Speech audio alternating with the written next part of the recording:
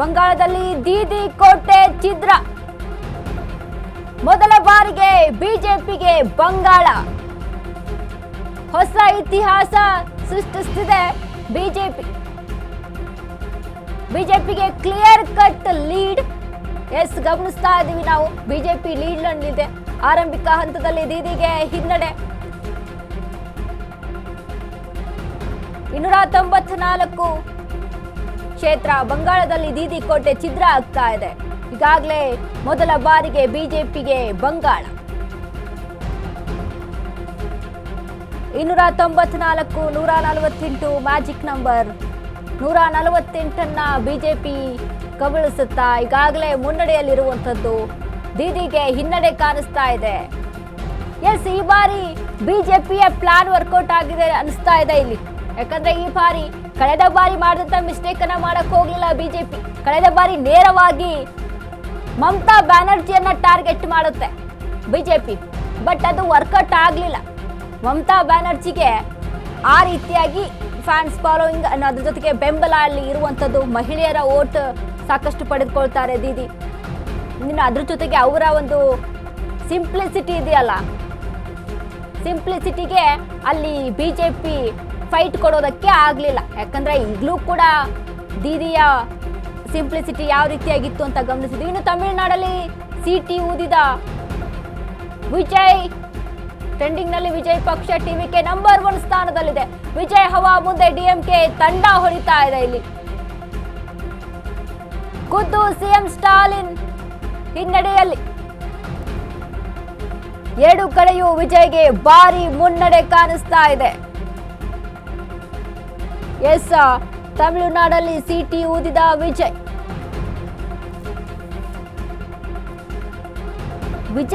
ಈ ಬಾರಿ ಟಿವಿಕೆ ಪಕ್ಷ ಯಾವ ರೀತಿಯಾಗಿ ಒಂದು ಡಿಫ್ರೆಂಟ್ ಆಗಿ ಪ್ರಚಾರದಲ್ಲಿ ಮುನ್ನುಗ್ಗುವಂಥದ್ದಾಗಿರ್ಬೋದು. ಈ ರೋಬೋಟ್ಗಳನ್ನೆಲ್ಲ ಕರೆಸಿ ಪ್ರಚಾರ ಮಾಡಿಸ್ಬಿಟ್ಟಿದ್ದಾರೆ ತಮಿಳುನಾಡಲ್ಲಿ ದಳಪತಿ ವಿಜಯ್.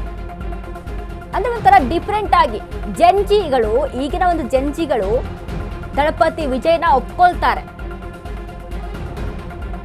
ಯಾಕಂದ್ರೆ ಈಗ ಒಂದಿಷ್ಟು ಜನ ನಾವು ವಿಜಯ್ ದಳಪತಿಗೆ ಇರುವಂತ ಫ್ಯಾನ್ಸ್ ಫಾಲೋಯಿಂಗ್ ಅನ್ನ ನೋಡಿದ್ರೆ, ಅವರ ಸಿನಿಮಾ ನೋಡಿದಾಗ, ಅವ್ರ ತೆರೆ ಮೇಲೆ ಬಂದಾಗ ಯಾವ ರೀತಿಯಾಗಿ ಸಿಳ್ಳೆ ಹೊಡಿತಿದ್ರಲ್ಲ ಜನ ಫ್ಯಾನ್ಸು, ಅದೇ ರೀತಿಯಾಗಿ ರಾಜಕೀಯವಾಗಿ ಅವರು ಮುನ್ನೆಲೆಗೆ ಬಂದ್ರು ಅಂತ ಅಂದ್ರೆ. ಯಾಕಂದ್ರೆ ದಳಪತಿ ವಿಜಯ್ ಒಂದು ಮಾತನ್ನ ಹೇಳ್ತಾರೆ, ಇಷ್ಟು ದಿನ ನಾವು ಸಿನಿಮಾ ಮುಖಾಂತರ ನಿಮಗೆ ಮನರಂಜನೆಯನ್ನ ಕೊಟ್ಟಿದ್ದೀನಿ, ಇನ್ನು ಮುಂದೆ ರಾಜಕೀಯವಾಗಿ ನಾನು ನಿಮ್ಮ ಸೇವೆಯನ್ನ ಮಾಡ್ತೀನಿ, ಸತತವಾಗಿ ನಿಮ್ಮ ಸೇವೆಯಲ್ಲಿ ಇರಬೇಕು ಅನ್ನುವಂಥ ಆಸೆ ನನಗೆ, ಹಾಗಾಗಿ ನಾನು ರಾಜಕೀಯವಾಗಿ ಮುಂದೆ ಮುನ್ನುಗ್ತೀನಿ ಅನ್ನುವಂಥ ಒಂದು ಡೈಲಾಗ್ ಏನಿದೆ ಅಲ್ಲ, ಅದು ಕೂಡ ಜಂಜಿಗಳ ಮನಸ್ಸನ್ನ ಕದಿಯುತ್ತೆ. ಇನ್ನು ಅದ್ರ ಜೊತೆಗೆ ಯೂತ್ಸ್ಗಳು ಹೆಚ್ಚಾಗಿ ಒಪ್ಕೊಳ್ತಾ ಇದ್ದಾರೆ ದಳಪತಿ ವಿಜಯ್ನ. ಒಂದು ಹೊಸ ಆಡಳಿತವನ್ನ ಬಯಸ್ತಾ ಇರುವಂಥದ್ದು. ಬಟ್ ದಾಖಲೆ ನಿಜಕ್ಕೂ ಸಹಿತ ಮೊದಲ ಬಾರಿ ತಮಿಳುನಾಡಲ್ಲಿ ವಿಜಯ್ ಸಿಟಿ ಊದಿದ್ದಾರೆ. ಟ್ರೆಂಡಿಂಗ್ ನಲ್ಲಿ ವಿಜಯ್ ನಂಬರ್ 1. ಮಹಾ ಅಚ್ಚರಿ, ಡಿಎಂಕೆಗೆ 3ನೇ ಸ್ಥಾನ. 2ನೇ ಸ್ಥಾನಕ್ಕೆ ಜಿಗಿದ ಅಣ್ಣಾ ಡಿಎಂಕೆ.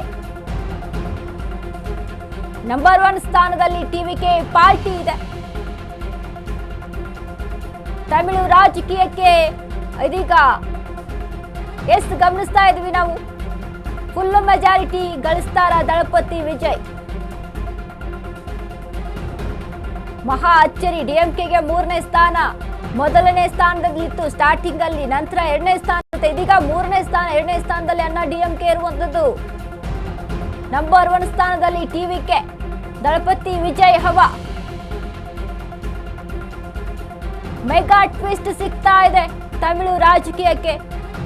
ಫುಲ್ ಮೆಜಾರಿಟಿ ಗಳಿಸ್ತಾರ Thalapathy Vijay. He will be king.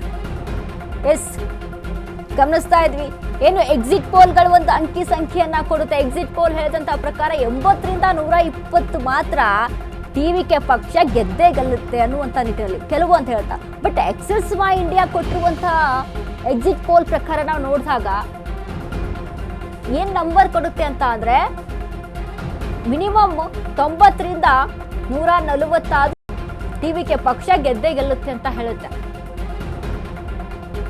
But ಇಲ್ಲಿ ಟಿವಿಕೆ ಬೆಳವಣಿಗೆ ಅಚ್ಚರಿಯನ್ನ ಮೂಡಿಸ್ತಾ ಇದೆ. 85ರಲ್ಲಿ ಟಿವಿಕೆ, 2ನೇ ಸ್ಥಾನದಲ್ಲಿ ಎಡಿಎಂಕೆ, ಡಿಎಂಕೆ 3ನೇ ಸ್ಥಾನಕ್ಕೆ. ಸ್ಟಾಲಿನ್ ಸರ್ಕಾರ ಸಾಕು ಅನಿಸ್ಬಿಟ್ಟಿದೆ ಅನಿಸುತ್ತೆ ಜನಗಳಿಗೆ. ಹಾಗಾಗಿ 3ನೇ ಸ್ಥಾನಕ್ಕೆ ಡಿಎಂಕೆ ಇರುವಂಥದ್ದು. ಅಣ್ಣಾ ಡಿಎಂಕೆ 2ನೇ ಸ್ಥಾನ, 1ನೇ ಸ್ಥಾನದಲ್ಲಿ ಟಿವಿಕೆ ಪಕ್ಷ. ನಿಜಕ್ಕೂ ಹಿಸ್ಟ್ರಿ ಇದು, ಮಹಾ ಅಚ್ಚರಿ. ಡಿಎಂಕೆಗೆ 3ನೇ ಸ್ಥಾನ. ರಾಜಕೀಯವಾಗಿ ಏನೆಲ್ಲ ಬದಲಾವಣೆ ಆಗ್ಬೋದು ನೋಡಿ.